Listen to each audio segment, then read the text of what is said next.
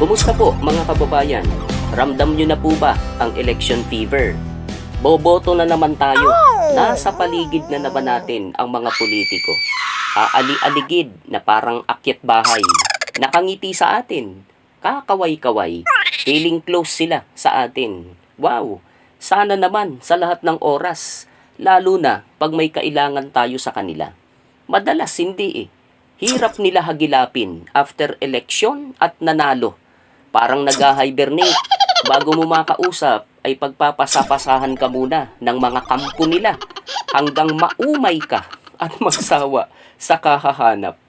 Nagtatago, parang diring-diri na makita man lang tayo.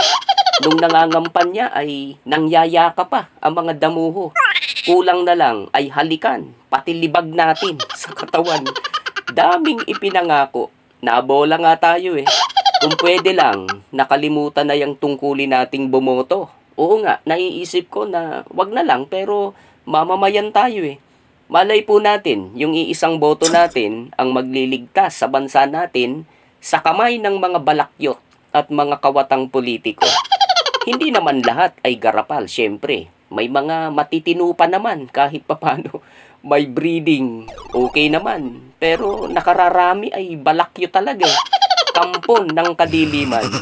Yung magre-react dyan ay siya yon. Buti naman, tinamaan ka. Di ka nakailag, no? Ang laki mo kasi.